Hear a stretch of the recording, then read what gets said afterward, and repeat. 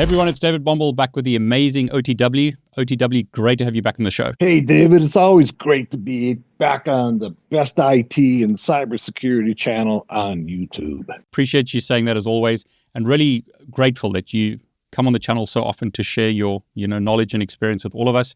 For those of you who don't know OTW, he's the author of this book, a really popular book on Amazon, Linux Basics for Hackers. Also, this book, Getting Started Becoming a Master Hacker, and Network Basics for Hackers.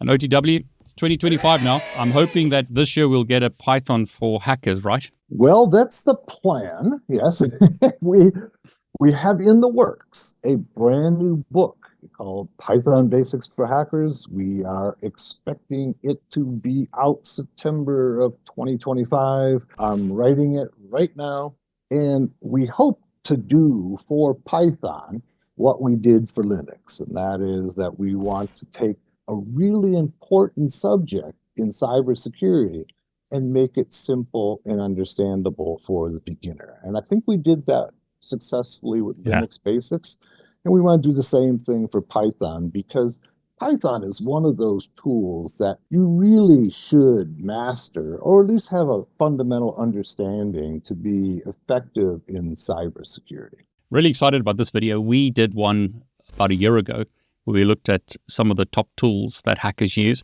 And I'm hoping you can give us an updated version of that and also show us some cool and interesting stuff we haven't seen before. Yeah, so we're going to look at everything from the most simple to the more advanced tools. I got a list here that goes from the very beginner to the more advanced hacker. And so why don't we get started? Yeah, I'm looking forward to this. So I'll keep quiet. You take us away. I love the demos that you do. So looking forward to this. Okay, great. Well, let's start with the most fundamental of all things that we need, all tools that we need as a hacker, and that is Linux. Yeah. We've got to know Linux if you're going to enter into this field. And as you can see on my screen here, I've got Kali Linux, but it's not limited to Kali Linux. It can be Parrot, it could be Arch Linux, it could even be Ubuntu. But you need to know the basics of Linux. You need to know the basics of Linux because almost all of your tools are designed for Linux. Almost all of your tools are designed for Linux, no matter if you're using Kali, Parrot, Ubuntu, what have you. And most of the tools that you're going to download off GitHub, even the tools that are not built into Kali and Parrot and Arch, are all designed for Linux. So you need to understand how to manage in this environment. There's another reason, though, too, to know Linux, and a couple of them. Probably less important is that sometimes the machine that you are attacking is going to be Linux, and you need to know how to get around. If you're inside of a Linux machine and you don't know how to get around, you're not going to be very effective. Right? And then probably, I think more important at this point in time is we see the growth of the Internet of Things. Yeah. Right? So we see all of these devices, and there's devices going into every home and every business. And these Internet of Things are almost always using Linux. They're almost always. I probably could almost get away with saying always, but you never want to say always, because there's always an exception to always, right? Yep. But it's pretty close to 100% are using Linux. So if you're going to attack these systems, the IoT, and I think this is really an underappreciated field, IoT hacking. We just finished a course on IoT hacking at Hackers Rise, and we have some more coming up in 2025. So almost all of the cameras use Linux. Yeah. Almost all the Bluetooth and Zigbee connected devices, Zigbee is a home automation, oftentimes using home automation devices, are all using Linux. So you've got to know it not only from what you're running on your own system, but you need to know it from the target system. The target systems often are going to be Linux. Most of the web servers in the world are running Linux. Yeah. Most of the IoT devices are running Linux. Now, your neighbor, your friend, your roommate, they may not be running Linux. They might be running a Mac OS. They might be running Windows, but they're not. Well, maybe they are your target. I don't know. maybe your roommate is your target. But in a professional environment, right, when you're trying to pen test, hack another system, then you need to understand the inner workings of Linux. And that's why I wrote Linux Basics for Hack. So number one, learn Linux. All right. Also, we have a new version of Linux Basics for Hackers coming out in May from No Starch Press. Great. And so the one that's out there right now, it's a great book, I can say with all humility. It's a great book. It's still the number one selling operating system book on Amazon, and it's now like 7 years old. But we're coming out with a brand new version. It'll come out in May, so look for that.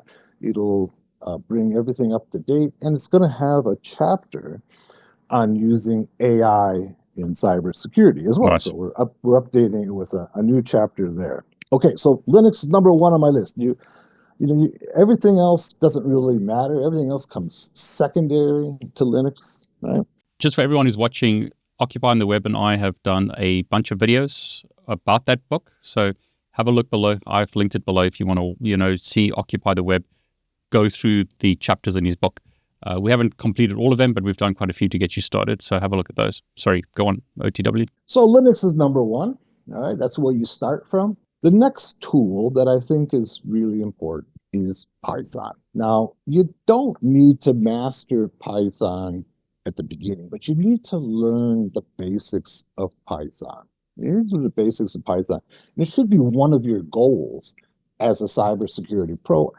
If you're a networking pro, if you're a system admin, you should know Python. Python is the language of cybersecurity. Almost everything is written in Python. Not everything, but nearly. It's probably like 80 to 90% is written in Python. And so this is, your tools are written in Python. So if you want to expand beyond the script kiddie and using everybody else's tools, you want to be able to write your own tools, and you might want to just automate things. If you just want to even something as simple as doing automated scans, you want to go ahead and be able to use Python for that to be able to automate your tasks. I think there's a number of good books out there on Python, a couple of them from two or three from No Starch. Yeah. I'm hoping that our book, the Python Basics for Hackers, is going to help the beginner to master the concepts. First of all, we're going to deal with programming concepts with Nmap, because a lot of books already assume that you understand programming. So we're not going to assume that. We're going to try to give you basic programming concepts and then apply those concepts to Python, and then apply Python to hacking in cybersecurity. Nice. Okay, so that's number two. Number three on my list, and this list is more than just 10. I think we got about 17 or 18 on this list, is VMware. VMware Workstation. For a long time, I have been using VMware Workstation, but also been using VirtualBox. And I primarily use VirtualBox because it's been free, and I wanted to use the same virtualization system as my students, because a lot of students don't have the money to be able to buy VMware Workstation. But now, as of this year, VMware Workstation is free. All right. So for personal use, it's free, and it's superior to VirtualBox. It's superior to all of the other virtualization systems.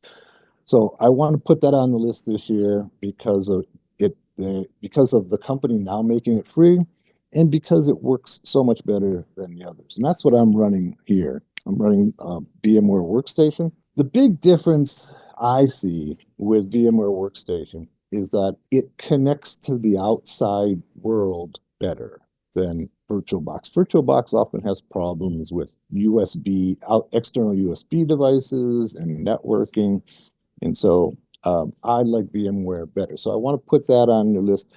It's great for the hacker to be able to create your own virtualized environments. In other words, you want to be able to test the things that you're learning on real world systems, but you don't want to you don't want to break the law, right? Yeah.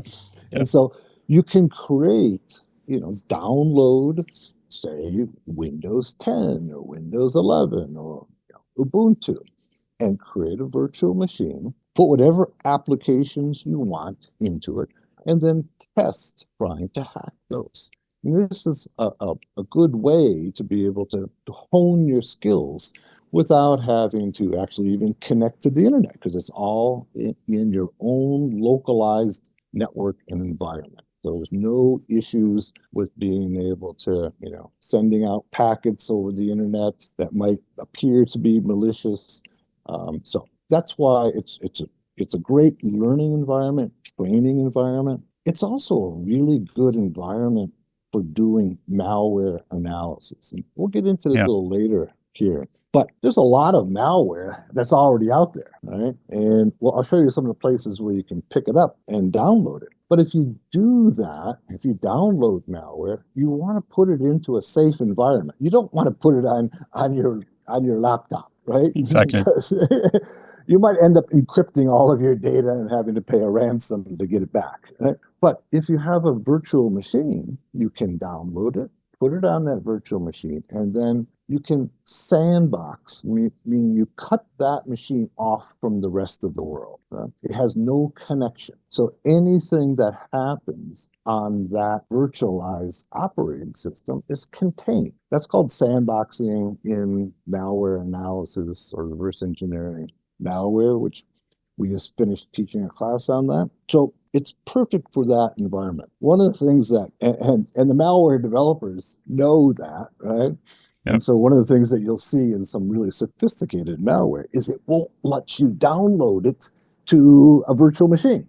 But it's still an excellent place to be able to do safe and secure analysis. The malware developers know this too, and there's easy ways for them to put in to block it from being used in a virtual machine. We recently were attacked by some Russian hackers, and that's exactly what they did. Their malware, when we tried to analyze it, it wouldn't let us put it into a virtual machine because it's not that difficult to do, but it's still important for the beginner to know how to use these tools to be able to analyze malware. Maybe you're not going to start with the most sophisticated malware, but if you want to develop malware exploits, you need to understand what's already been done. There's no reason to reinvent the wheel, right? So take a look at what's already been done. And you can do that safely in a virtualized environment. What I also like about VMware is VMware Fusion works really well on a Mac. So if someone's got a Mac, VMware Fusion works well. And like you said, VMware Workstation Pro is free now, so it's fantastic. Next tool, and this is a really basic and fundamental tool that every cybersecurity, and for that matter, network administrators should know, and that's Nmap, right? Everybody should know Nmap. So it's built into not only into Kali, but most Linux distributions. This is Nmap, right? And you use Nmap-H, and you can see, it's a significant help screen, and it has a significant man page as well. But really, Nmap is pretty simple because you can boil it down to basically Nmap, okay, and then -S for scan, right? And then P for a TCP connection. There's different types of scans, but the most basic one is a T scan, which does a three-way handshake to the website, right? And then the IP address. That's all there is, right? That's all you need to know. That's the most simple. And what this will do is it'll give you the open ports on that system. It's important to note that Nmap by default, without telling what ports to scan for, only scans for about 1,000 ports. And those are the 1,000 most common ports. So we know that there's 65,536 ports, right? Yeah. And so if you're looking for a port that is not on that 1,000 list, you're going to have to be specific, right? So let's take a look at, I've got another system running over here. I've DragonOS, which is on my list as well as important tools to know, right? DragonOS is mostly for radio frequency hacking. I'm not sure. I would need a better term for it because when you use the word radio, people think of, that thing that's in their car that listen to music, but really radio includes all the electromagnetic spectrum that includes cell phones and Bluetooth and Wi-Fi and satellite. And all these things are radio signals. And so it's one of those areas that I think is really important. We'll have to show the famous device, right? Right. We'll look at that in just a moment. This is the device that's really made radios like hacking quite famous, I think. Yeah, and before it, the Hack RF, and we're seeing new devices coming out almost daily in the SDR field. So I tend to call it radio SDR hacking. So let's just go ahead and scan that. It's another system. It's just DragonOS on a VM of it. And you see it comes back very quickly because there's no distance between them. There's only one hop between them. And you see it shows that port 80 is open, right? So if I'm an attacker, this is the way that I go ahead and determine which ports are open. Now, I oftentimes hear beginners talk about hacking ports. You're not hacking a port. A port is just a door into the system. What you're hacking is what's behind the door. And what's behind the door is HTTP in this case, right? It might be SMB, it might be Modbus, it might be DNS, but you're not hacking a port. So it's maybe a trivial point, but I think it's important because sometimes if you go on Shodan, for instance, you'll look and you'll see that some companies, maybe the more sophisticated companies, put their services, say HTTP, on not the default port, right? Okay. Yeah. So this is the default port for HTTP, but I don't have to put it there. Oftentimes you'll see companies put it on 8080, 8081, 8082. You can put any service on any port. And the reason I bring this up is that there was one of the comments in one of our previous videos was, why do we need to do a scan when we know that HTTP is on port 80 and HTTPS is on port 443? No, you don't know that. That is simply the default port, okay? But that's not necessarily. The smart people, and I'm assuming everybody who's listening to this video is one of those smart people, will put your services on non-default ports. It makes it harder for the attacker to attack you, right? Because they all know, for instance, that SQL Server, Microsoft's database server, is on port 1433. Everybody knows that, right? So if I scan your system and I see port 1433 open, I know you've got a SQL Server on that system. And that means I'm going to try to attack that database. But if I put it on a different port, then the attacker goes, I don't know what that is, right? Yeah.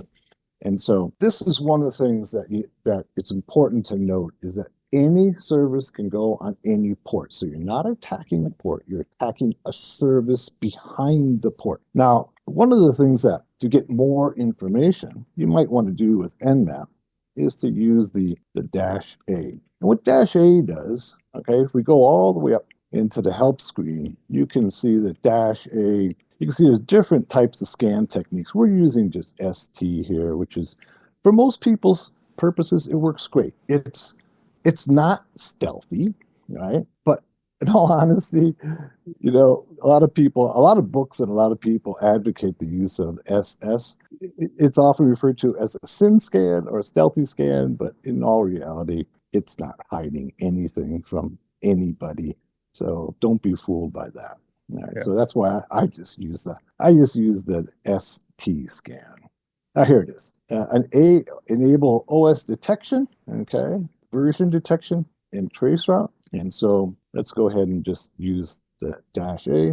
And it takes a little longer because it has to work harder. It has more work to do here. And you see what it comes back and tells me more information. And this is where this is an important type of scan, because remember when we said that any service can be behind any port, this now goes inside and says, oh yeah, this is Apache 2.452 on the Bluetooth, right? And it tells us more information about it. It tells us the OS, It tells us the title. It's just it works. That's the default page for Ubuntu. And one other variation on this is simply the -P. In this case, port 80, right? And this tells Nmap only look on port 80. Now, this goes to some of those unique ports, like 554, which is RTSP, which is the IP camera port. Most IP cameras are on port 554, sometimes they're on 5554, sometimes they're on 8554. Well, we can talk about this. You and I are going to do an IP camera hack video coming up in the real near future. So look for that one. And we're going to do some demonstrations there on how to find them and how to hack them. So look for that video coming up in the near future. So if I were looking for, say, port 554 for an IP camera, right, I would do it like that. Now, this is not, 554 is not on Nmap's default 1000 port list. So I would need to specify it to find it. And if I go ahead and it comes back and says, yeah, it's closed. Notice this says RTSP is the default port. That's protocol that's used for cameras, RTSP. And if I wanted to say, look for SCADA systems, the SCADA systems have, like port 502, this Modbus, so I can do that. And once again, this is not on the default list. Okay, so that's Nmap. It's one of those tools that everybody needs to know.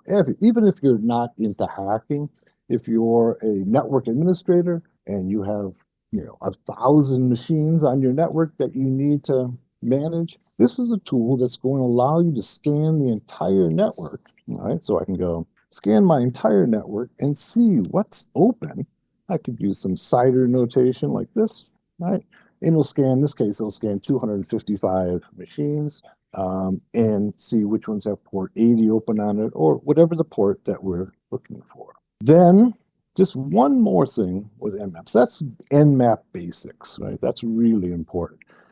Nmap also has some capabilities that few people recognize and realize, and that is what's called the Nmap scripting engine. Right? So we can just do a locate command and then go NSE. They all end in NSE. So we can just do it. And you can see that Nmap has all these scripts that give it additional capabilities. Sometimes it gives us capabilities that are similar to a vulnerability scanner. Sometimes like here, Stuxnet detect, right? And you can have a number of other, here's a SMTP vulnerabilities. These are relatively old. And some SNMB brute force. This one right here is EternalBlue, that exploit that was developed by NSA that was used by a number of criminal gangs. It was used in Petya, NotPetya, WannaCry, what have you. In any case, there's all these scripts here that, you eventually need to learn how to use. And we have a class on Nmap, and we do a lot of these. So that's Nmap. That's one of those key tools. The next tool, that's an essential tool, right, is Burp Suite. All right, Burp Suite.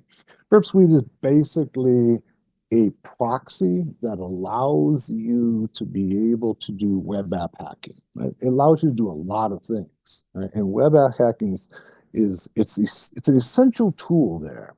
You really can't live without it. That's not true. There are other tools that do similar things, but you need this capability no matter what. That's what you need. You need the capability. And it's a really important tool. It's a Java-based tool, so it takes a little while to open up. And here's our Burp Suite. All right? And we're using the Community Edition because it's free. I think Burp Pro Edition is now $495 a year. I think they raised the price to $495. Portswigger is the company who makes it. They do a good job. Let's give them a little credit here. But they've put out a good tool for a long time, and they deserve credit. Let's see what they charge for it. But you don't need it. As a starter, you don't need to buy the professional. They have an enterprise edition, a professional edition, a community edition. And let's see, the pro edition costs So it's $449 for the Pro edition.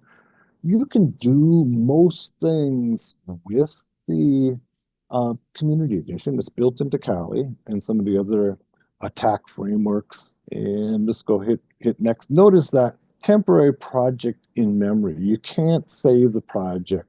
Okay. So that's one of the things that you don't get with the Community Edition. And then we can go ahead and start it. All right. Here's our Burp.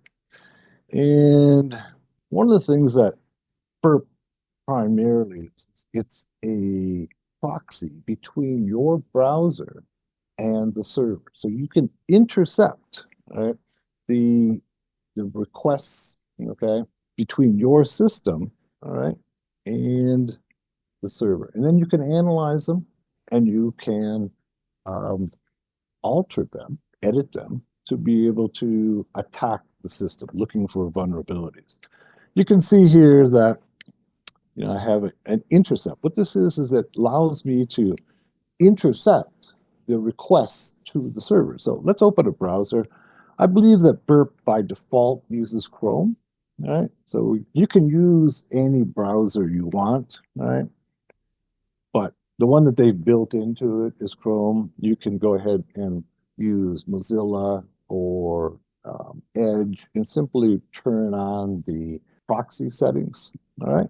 Let's go to, let's see, where should we go to? What do you think, David? Any ideas? Hackers Arise. Oh, yes, of course. Who would have thought that?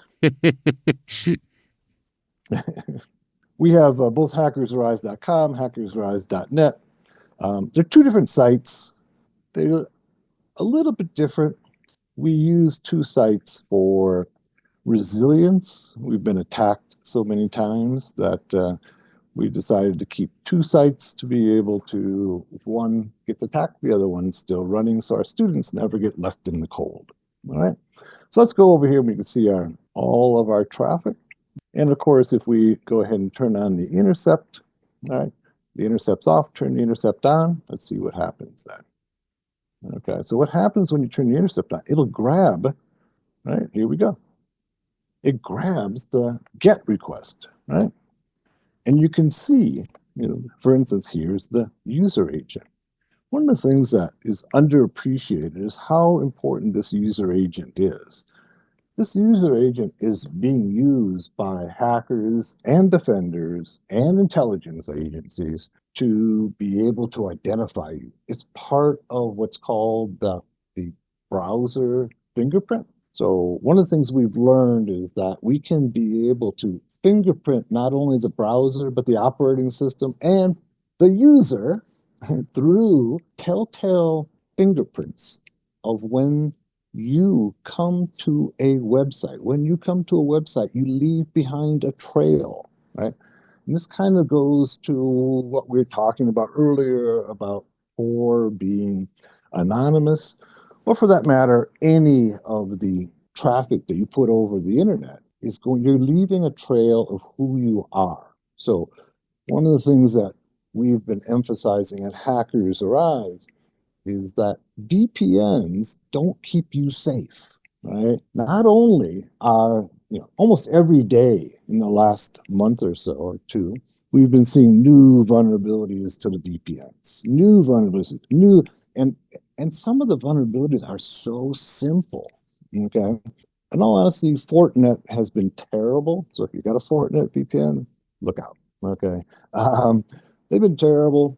And so this is part of your fingerprint, but there's a number of other, there's a number of other bits of information that the attacker or the intelligence agency or anybody who sees your traffic, that you leave a fingerprint. So when you go to Amazon, right, to go shopping, Amazon can read this fingerprint and have a good idea. Of course, Amazon uses cookies as well to be able to identify you, but whatever the site you're at, they can de-anonymize you by these fingerprints. Okay, so that's kind of a separate issue, but we have here, this is the intruder and the repeater, right?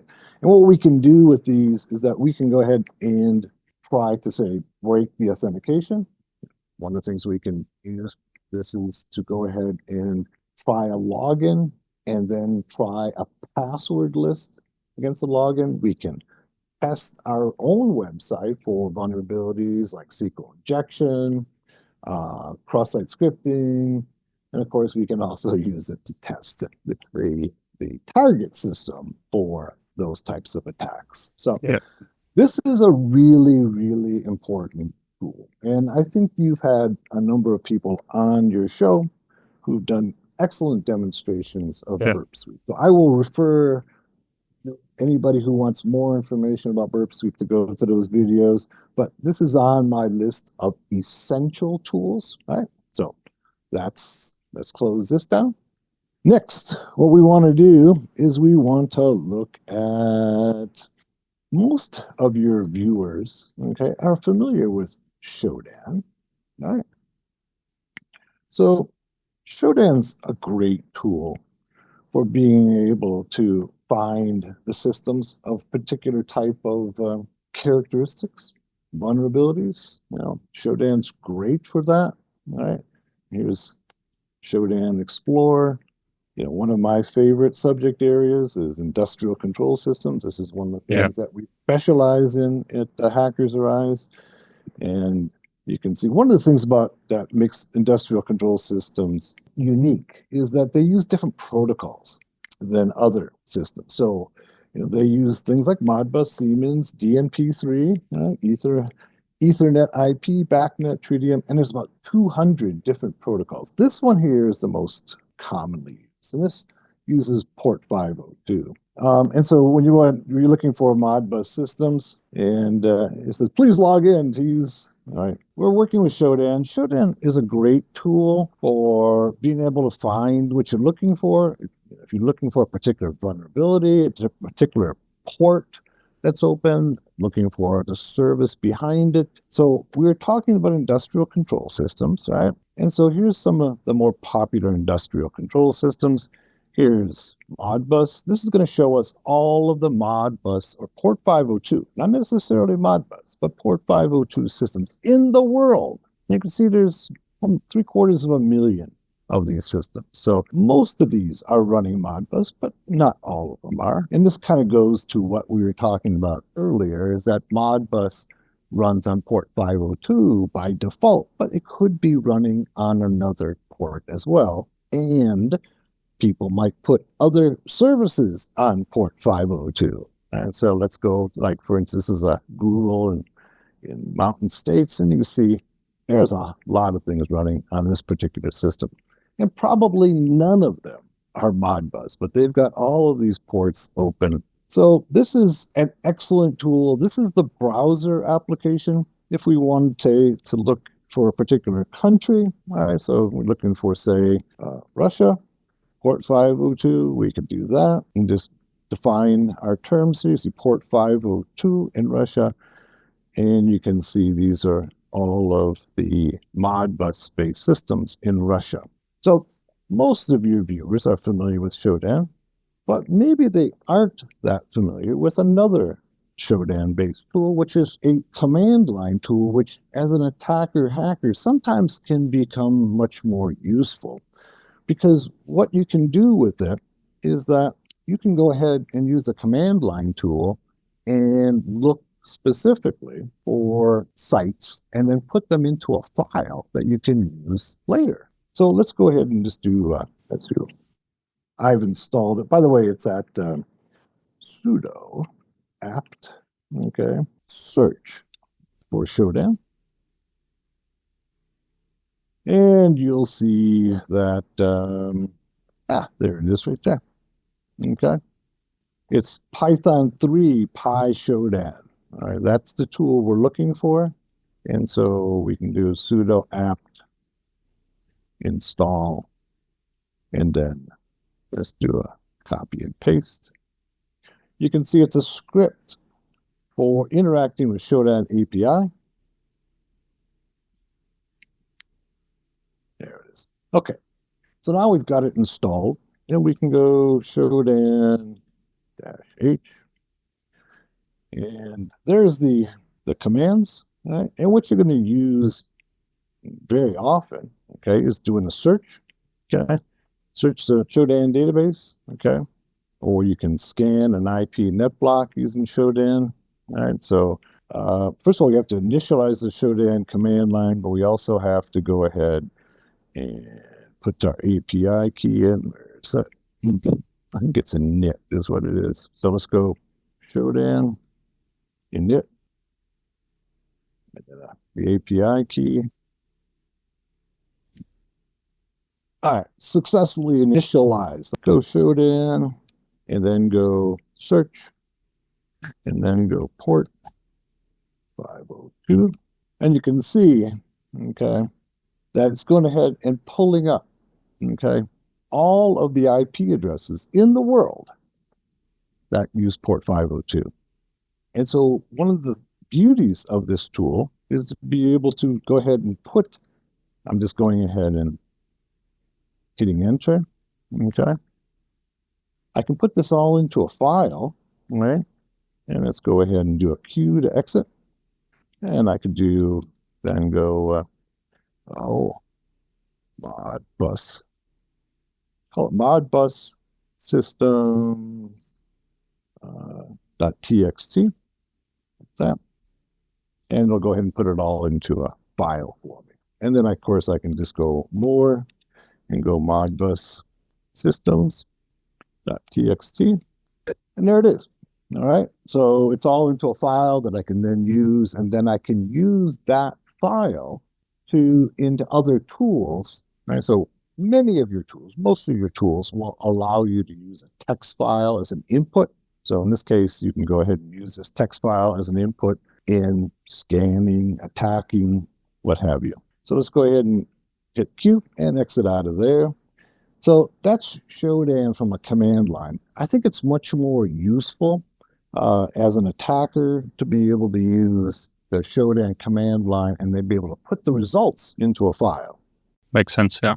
Yeah, so those are two really, really good tools for being able to do scanning. There's another tool that I want to show you that is excellent for scanning, and it's called Nuclei. And it's one that I think is one of the better tools that are out there right now for being able to do particularly web app scanning, vulnerability scanning.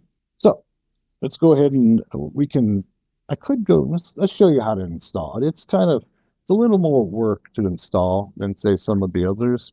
So this tool, right, this is a good example of we're seeing more and more tools being developed in the Go language, and this is one of them.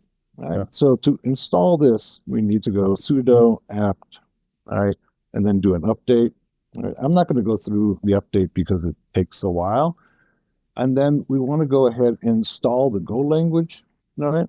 It's like this here. But we're seeing, Python is the programming scripting language of choice for most of what's going on in cybersecurity. But we are seeing more and more tools going to the Go language. We're going to have a class on the Go language coming up soon. And I'm probably going to do a book on the Go language as well in the near future, maybe 2026. Python book out first, right? So we'll go ahead and put the Go language in. I've already got it installed. And then we're going to go ahead and do, this is the command to be able to install it like that right there. Hopefully you can see that. And then hit enter. Right now, I like this tool better for web app vulnerability scanning. Let's give a shout out to Nessus. And you've got an excellent video on installing and using Nexus on your channel. Nessus has been around for a long, long time. And Nessus is an excellent tool for doing vulnerability scanning. It's great in a pen test vulnerability assessment. Maybe not the best tool for assessment of vulnerabilities of websites in an attacker type of environment because it's really, really noisy. Yeah. And it only, if you do the free version, it allows you to do 16 IP addresses. So in a large installation, or if you're trying to go out and test a lot of websites to see what vulnerabilities they have, it may not be the best choice. But this one, okay, is free and it does a really good job and it's a lot less noisy than say Nessus. But I love Nessus. That's not, I don't want to knock it in any way, shape, or form. Let's go ahead and just change the path, and then we want to go source. See, I've got it already in there, and I'm getting a parse error near the app. Go ahead and close that, open up another terminal, and expand it, and we're getting ready to use Nuclei. Yeah, this is an excellent tool. So it's called Nuclei. We should have it all installed now. This is right now my favorite tool for doing website vulnerability scanning. And first of all, we want to go and take a look and see what version, make sure it's all installed properly. Looks like it's all installed properly. And then all it takes is you can just go ahead and point it at a website, and it'll come back with a list of the vulnerabilities. Let's see, who can we point it at? Let's point it at, here's a site right here. Put a paste in it.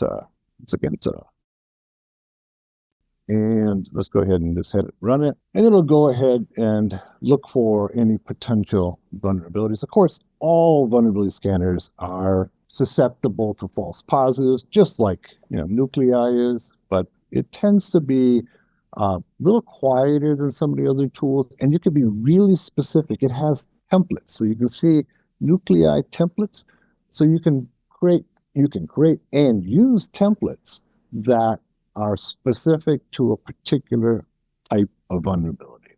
All right, that's Nuclei. So for those of you who are using other tools, I think it's time to move up to Nuclei.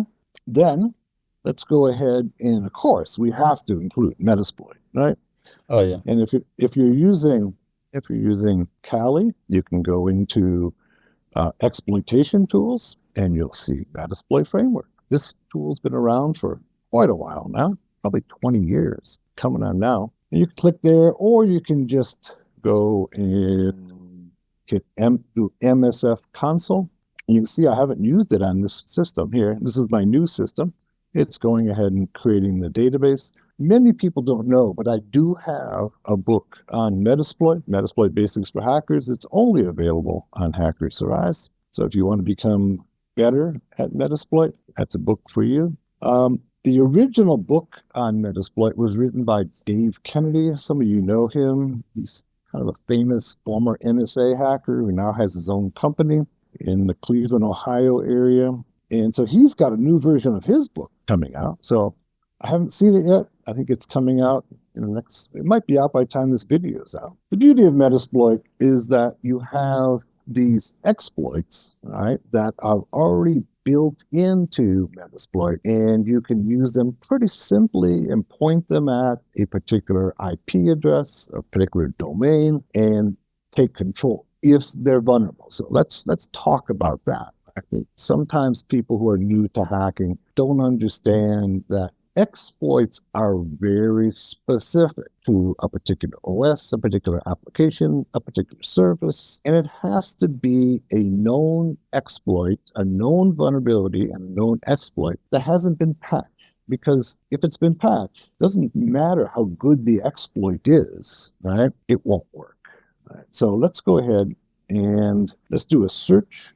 And what we can do is you can see here there's almost 2,500 exploits. Now, some of these are old, some of them are new. These are the exploits. These right here are payloads. These are what you put on the system once you exploit it. Exploiting is the same as what people often refer to as hacking. Right? So you hack into it, and then you leave behind a payload that allows you to control the system. These here are auxiliary modules. What these are everything that doesn't fit into the other categories. It's the dumping ground for everything that doesn't fit into these other categories.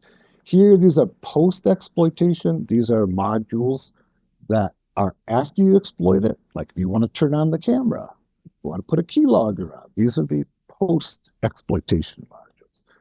These are encoders that will change the encoding of a payload.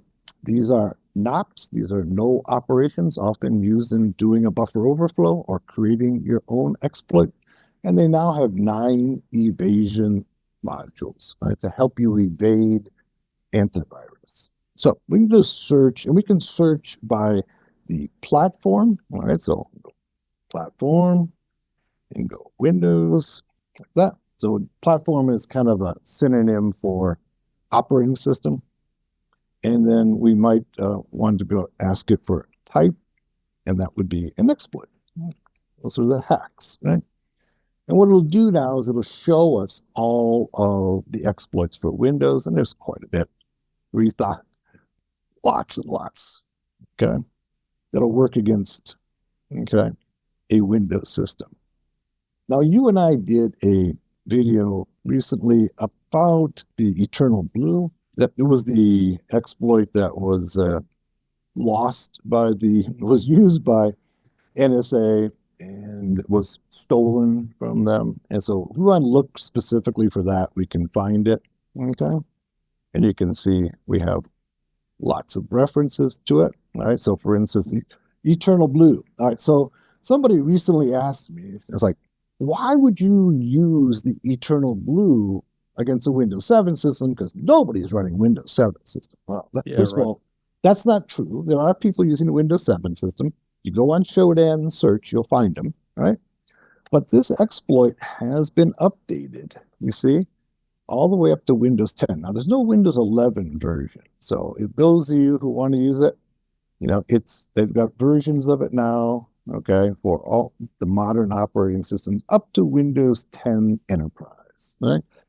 But it does require that the system be vulnerable, right? So, yeah, it needs to be an unpatched system.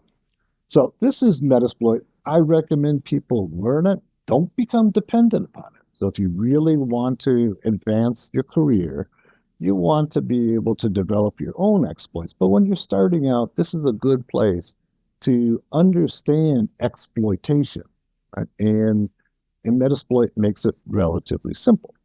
All right, so let's close that down and let's go on to the next one. All right. My favorite password hacking tool is Hashcat, right? It's really good. Yeah, let's go Hashcat-H. This is Hashcat. Hashcat is fast and it's powerful, but it also requires some knowledge of password hashing.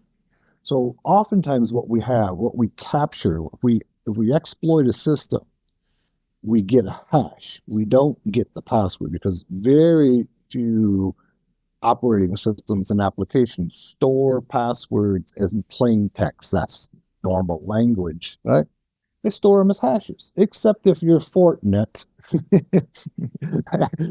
Fortinet VPNs were storing their passwords in plain text, believe it or not. Crazy. Yes. And so that's how they were being exploited. They stored both the username and password in plain text on the device itself, so that the attacker, all they had to do was go through all of the directories and look for the passwords. And eventually, so it was basically a directory traversal attack against that device. And then to make it worse, the passwords were in plain text. That's pretty for a firewall. For a firewall VPN, right? And so that's pretty lazy. That's negligence. That's cybersecurity negligence, and people should be held accountable for that. So hopefully they're not one of your sponsors. But in any case, no, they're not. You can see that they have different hash cracking. Okay, they use different hash algorithms to be able to crack the passwords, right? So one of the things that you would need to know to use this tool effectively is what hash algorithm was used, right? And they've got just about everything here, right? And there's a number of tools in Kali that can do a hash identification. So if you have a hash, there's a tool called Hash ID. Yeah, it is Hash ID. I just didn't put a hash in. Go Hash ID. Let me just put a -H and see if we can get a help screen. There we go. So what it'll do is that it'll go ahead and identify the different types of hashes used to encrypt the data. So if you've been able to capture, say, for instance, in a Wi-Fi attack. A Wi-Fi attack against WPA2, the hash is passed between the client and the AP, and you can capture it using a tool like Aircrack, right? And then you take that and you put it into hash ID to identify the type of hash, and then you can then use Hashcat to crack it. Now, one of the things that you need to understand with a tool like Hashcat is it can be very time consuming because it's going to go through a list and hash each of that list and see if there's a match. All right. So it's not like a tool that you just go click and it unhashes the hash, because hashes are not reversible. Hashes are not reversible. That's the key. And so what you need to do is you need to take a good password list, and then hash each of those and see where's the match is at, right? So those are, that's the best tools for doing hash cracking. We were talking about Wi-Fi. We got a lot of things to cover here. I just wanted to ask you about John the Ripper. Is that another one? But you prefer Hashcat, right? I prefer Hashcat. Hashcat is faster. John the Ripper is a really good tool. And one of the beauties of John the Ripper is it automatically detects the hash, but it's not always correct, right? So it uses the characteristics that it sees in the hash to identify the hash. And so sometimes for a beginner, John the Ripper it's just called John, okay? Here's John, and go back, John H. This is John the Ripper. And I use John the Ripper in my book, Getting Started to Become a Master Hacker. It's an excellent tool. It's not as fast as Hashcat. The other thing that Hashcat is capable of doing is using a GPU. And so that's one of the things that I like about it. You can run it. A GPU is much faster at generating hashes than a CPU is, right? And that's one of the reasons, one of the things that we now know is that almost all the AI systems are being developed by using NVIDIA GPUs. Why GPUs? Because the GPU is designed to do calculations very, very, very fast. A CPU, that's a secondary task for CPU. CPU's primary task is to run your computer, and it has to do a lot of things to be able to run your computer, where a GPU is very simple. It just does calculations. And those calculations were originally designed for being able to generate images, graphics. It's a graphics processor. So graphics are simply a set of polygons. That's all they are. There are millions of polygons, and the GPU generates and manipulates those polygons, which are they're basically mathematical calculations. The same as creating a hash. A hash is just a matter of running an algorithm, a mathematical algorithm. So they're really good for both of those applications, as well as, we now know, AI. That's why NVIDIA right now is the most valuable company in the world, right? Because they're basically running all of the AI engines. Okay, moving on. So that's John. There's also a tool that I think is the best, and it's the original, Wi-Fi cracking. It's Aircrack. There's now a lot of tools that are out there. I meant -H, okay? There's a lot of tools out there now, and it's actually a help.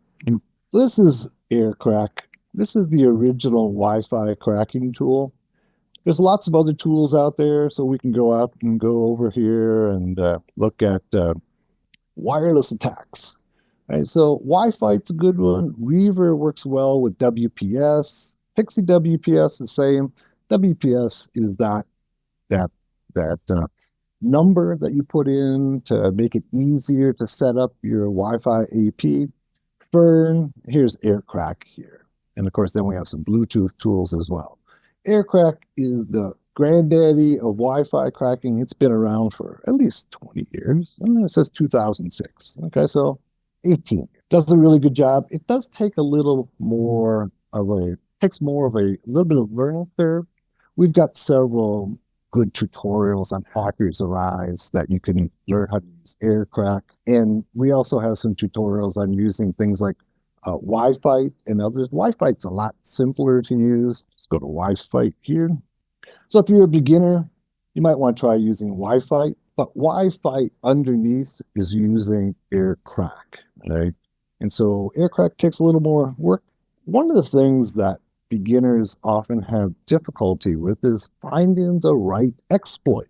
Right? Yeah. So there's a tool that's built into Kali, and it's called Searchsploit. And what Searchsploit does is it goes ahead and looks into ExploitDB. Now I'll go to ExploitDB to show those people who haven't seen it before. ExploitDB is by Offensive Security. They're the same people who make Kali, and they have several certifications and trainings. Okay, so this is their website. I should say that we are building our own ExploitDB at Hackers Arise, and it's on our website. We're putting new exploits into there all the time, so look for that. So this is their ExploitDB, and you can search, by, the author or the platform, okay, the type, and so we can go, let's go PHP, since that's the first one that comes up on the screen. They go PHP, and it brings me up all of the PHP-based exploits, all right? But Searchsploit does something very similar, right? We can go PHP here, and it shows me all of the exploits, okay, that use PHP. It's basically using the same database, and there's a lot of PHP. So these are two places that you can find exploits. And if you want to find the right exploit from the job, right, this is one of the places, both ExploitDB and Searchsploit, basically they're using the same content, right? Then, talking about exploits, let's go to, this is an excellent place to be able to find malware. This is the MalwareBazaar, right? This is the database, right, of all of the malware that's being found, or at least the ones that are being reported to this particular site, right? MalwareBazaar. And there's a lot of malware that's out there. And you can see here, the one you and I were just talking about, the Remcos rat, right? That's the most recent one. Let's see if we can just do an update on it and see. I'll just refresh. And yep, there it is. There's the Remcos rat. So this malware was developed and sold as legitimate legal software for not exploitation, but for tech support, help desk type of support. So you would use this it was sold to be able to use to help your users. Like you can take over their system and show them how to use it. It's now being used as a exploit, okay? You can see how many of them are out there. And so this is one of the most widely used exploits out there right now. It's the Remcos rat. We just analyzed this in our recent reverse engineering class, and it's it's really a sophisticated piece of malware. If I had malicious intent, I might go ahead and download this. And you can see here it is. There's the database entries, and use it, right? And the truth of the matter is that is what's happening, okay? So you can go ahead and it's all over the place. People are using it all over the world for attacks, right? So Remcos rat, here it is. If you just want to find malware, for instance, if your job is cyber threat intelligence, right? This is a place to go and look, right? Here's the malware that's out there. This is my favorite site for doing this. If you're an attacker, here's some of the options that you have. You don't have to necessarily write your own malware. Hey, there's somebody already wrote the malware, and sometimes all you have to do is make small modifications of it to be able to get past AV and endpoint detection systems. So, okay, moving on. We got a few more things we want to talk about. So there's another tool that's built into Kali, called Sqlmap. Sqlmap is the tool of choice for doing SQL injection, right? SQL injection's been around for a long time. Most websites are not going to be vulnerable to standard, simple SQL injection attacks. You and I did a video on the MoveIt attack, and the MoveIt attack was a sophisticated SQL injection attack. So SQL injection still works, but you just got to be a little more sophisticated about it. Right? If you are a pen tester, you want to probably use this tool against your login screens, any form that you have, to make sure that it's not going to be susceptible to a simple SQL injection attack. All right, so I like this tool a lot. It's one that the pen tester hacker should be familiar with. All right, then let's get into some little bit more sophisticated stuff. All right, one of the things that most of your viewers know, and all of the people who are members or even just visit the Hackers Arise site know that I am a big advocate for radio frequency or SDR for hacking. This is my favorite operating system for doing that. Let's go ahead and zoom in. And we use this in a lot of our there are radio frequency classes such as satellite hacking. We use it there. We use it for Wi-Fi hacking, for IoT hacking, for Bluetooth hacking, and it has a lot of really interesting tools in it. And we should probably include the idea that you probably want to, if you really want to get onto the leading edge of hacking, which I think radio frequency or SDR hacking is, you're probably going to want to have a piece of hardware. Now, I want to back up just a second and say that I get a lot of people who will write me and say, I really want to become a hacker, pen tester, but I can't afford to buy a Wi-Fi Pineapple, a Flipper Zero, a Hack RF, what have you. No, you don't need those things, right, to get started. And you probably want to maybe only select one of them, right? So don't go ahead and be stymied in pursuing this career because you can't afford all those devices, right? Yeah, it's nice to have them. It sometimes makes things easier, but get started. Get yourself even an old laptop, It doesn't have to be the latest and greatest. And you and I have done some videos on the best laptop, and we'll do another one in the near future. But what I want to encourage people to do is get that laptop, even if it's an older laptop, right? And it's probably going to be superior to trying to hack from a phone. I know a lot of people try hacking from phones, right? Because they can't afford the laptop. But hacking from a phone is pretty hard to do, right? It just doesn't have enough horsepower. Even if you're using an old laptop, it's superior to hacking with a phone. So whatever that's worth. Okay. So this operating system has a lot of really cool tools in it. So what we have here we have lots and lots of tools that can be used for instance, this one right here, OpenBTS, is for making your own self system, right? So you can make your own cell system. Now, this particular tool is only good for 2G and 3G, but we now have new tools that are out that can actually make a 4G, 5G cell system, right?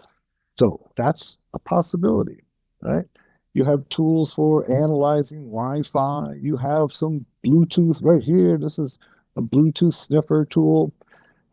It also has an interesting tool here called Mirage. Okay, let's just open up Mirage. And what Mirage is kind of like a Metasploit for IoT. Okay, so here's ls-l in the Mirage directory. Notice that all the tools in this are user source Mirage, right? So to run Mirage, it's just going to be like this, the Mirage Launcher.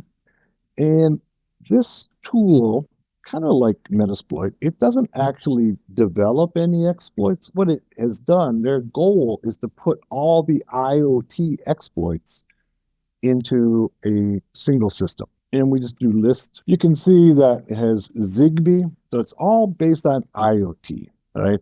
Based upon Wi-Fi, Zigbee, Mozart. Let me see if I can scroll up a little bit, show you. IR, infrared. Then we have ESB, enhanced shock burst. We have Bluetooth, and we have a lot of Bluetooth modules, a BLE, the Bluetooth Low Energy. All right. And so this is maybe the best tool for being able to do IoT hacking right now. The best single, it's more of a framework than a tool. So it has a lot of tools built into it. All right.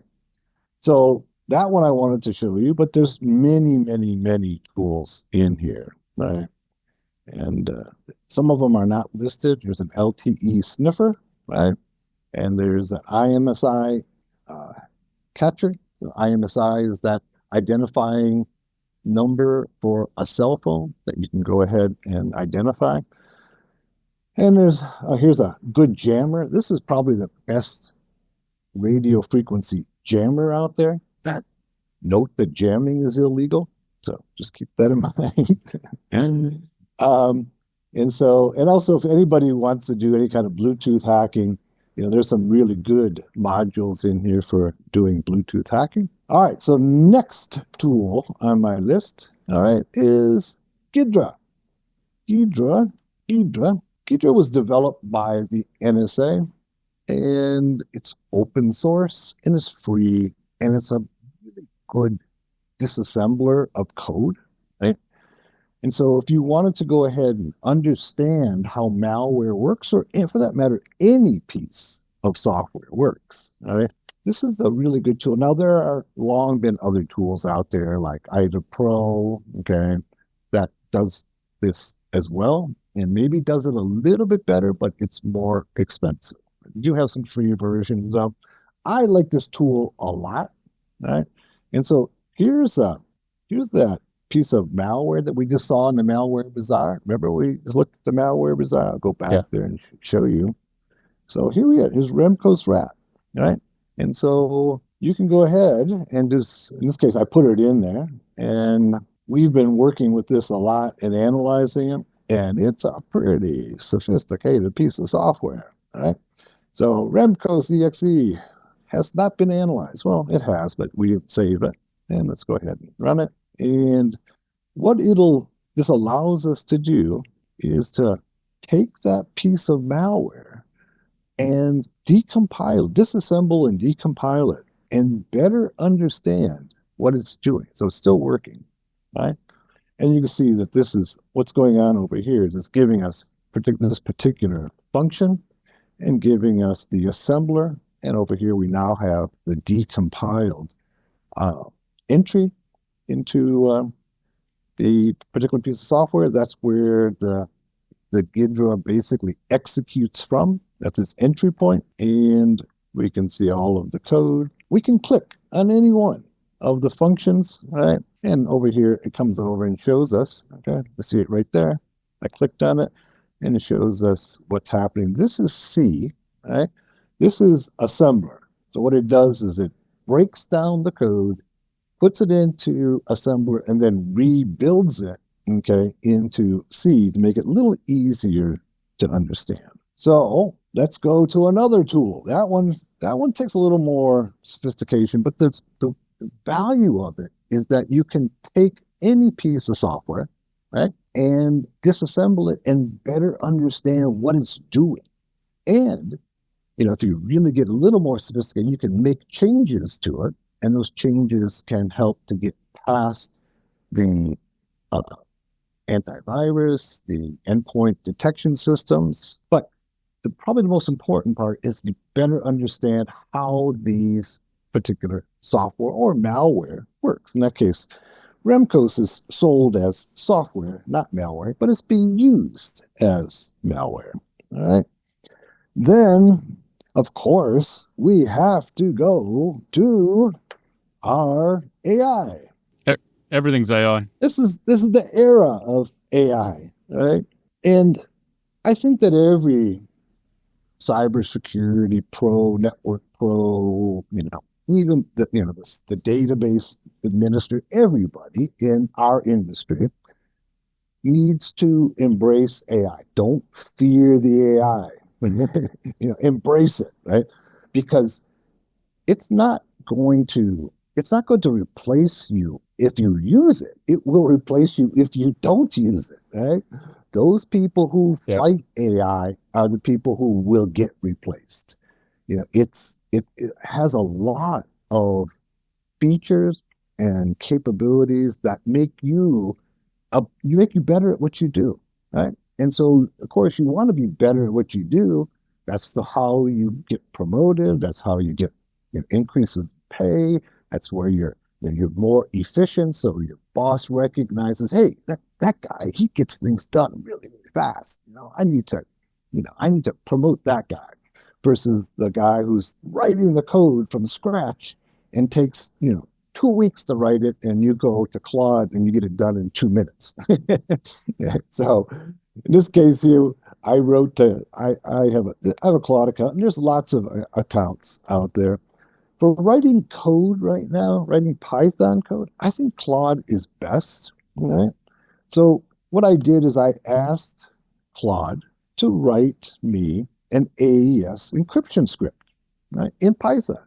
And Claude did it for me. Right? I haven't run it to test it, but that's what I would need to do next, is to go ahead and say, hey, try running it. Because AI oftentimes will make mistakes, but it probably is going to make fewer mistakes than you do on your first run through, right? And saves you a lot of time. And so your job is to debug it. So you can't simply not understand Python. You need to understand Python because you're going to need debugging skills, but it's going to save you a lot of time. It's faster to debug this script than it is for you to write it from the originals. So this is Claude. I think everybody, no matter what industry you're in, really, no matter whatever industry you're in, you need to embrace AI.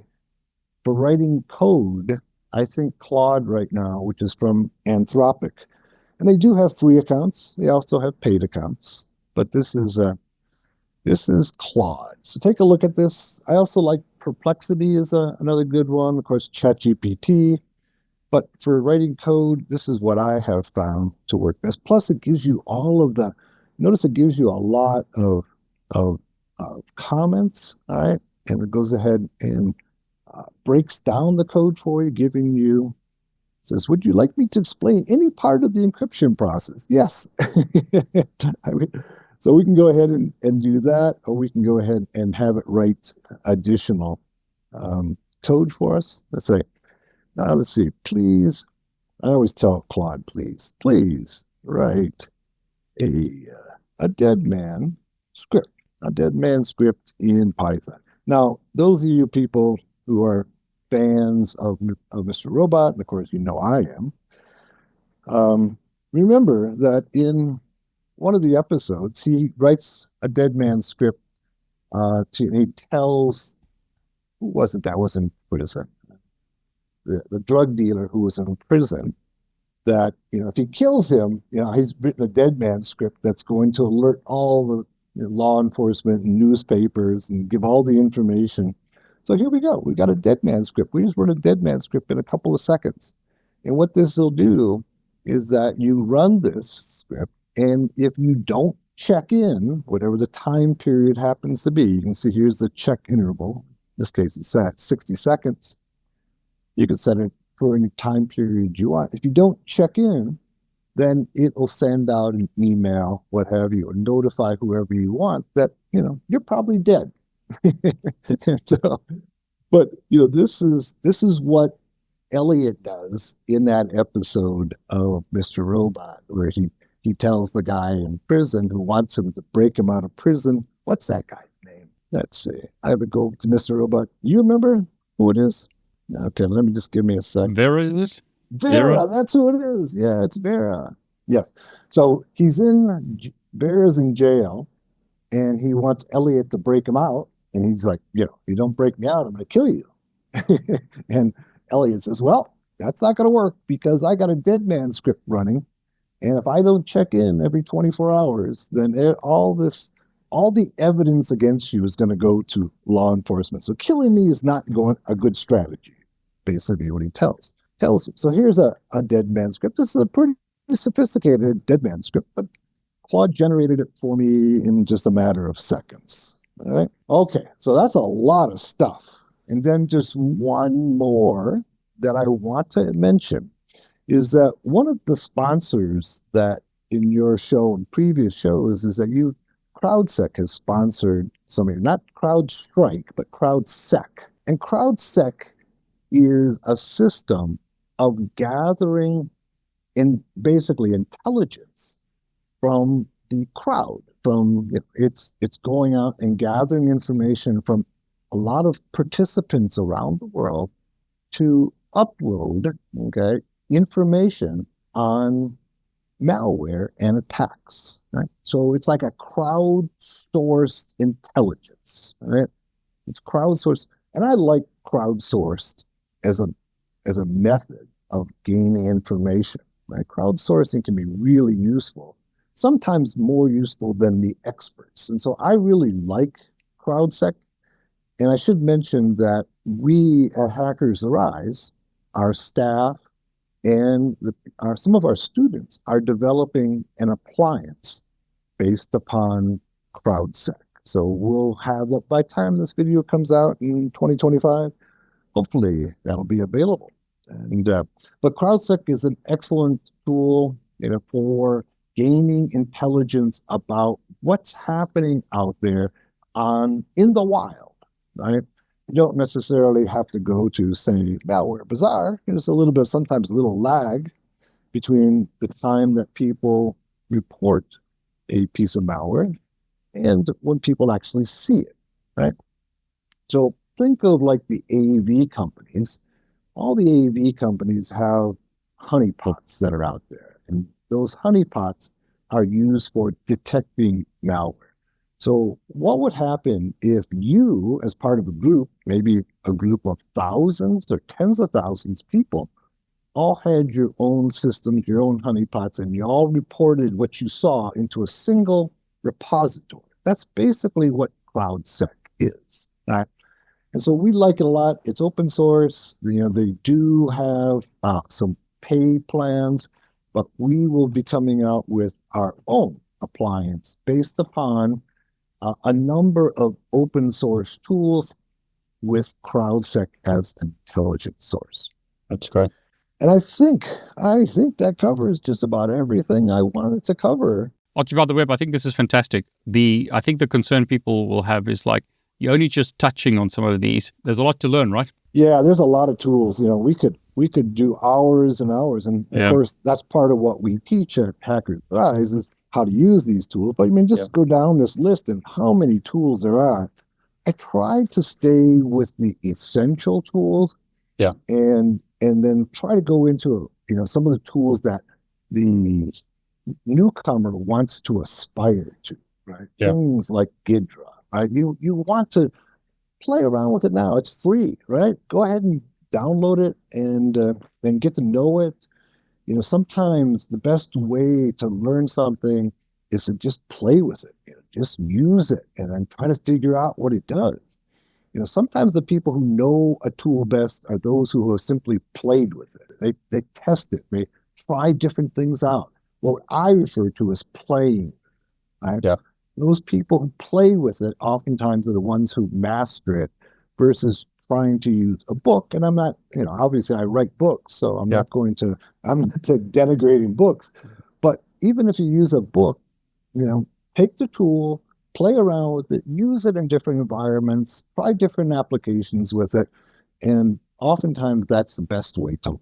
I think it's very good advice. It's like anything. You can read about a bicycle, you can watch videos, but until you've ridden a bicycle, you don't know how to ride a bicycle. Exactly. right. Yep. You got to go, just do it. And sometimes that is playing with it. And that's one of the beauties that I was talking about that VMware and the virtualization systems give it, is that you can create a vulnerable system and try out these tools on that system and try all the variations that it has and all the different options it has, and not worry about detection and law enforcement or whatever. Right? You can be safe. And so get familiar with VMware and use it, and download some vulnerable systems and test out these tools on it. And in this case, in the case of Ghidra, you can download this malware right off the MalwareBazaar. There it is. You can download them and begin to understand what they're actually doing and how they work. OTW, I want to thank you so much for sharing. I appreciate you putting this list together and introducing the different tools, because a common problem I see online is people say, okay, I've installed Kali, Linux or whatever. Now what? So it's great that you've given us, some tools to investigate. So thanks so much. You're very welcome. I look forward to doing more videos with you, David. And I think, appreciate it. Doing one on IP camera hacking would be well received, I think. I think so. So for everyone who's watching, I put the links below. Lots of information, Hacksterized website as well, and other information. OTW, as always, thanks so much. Thank you, David. It's good being here.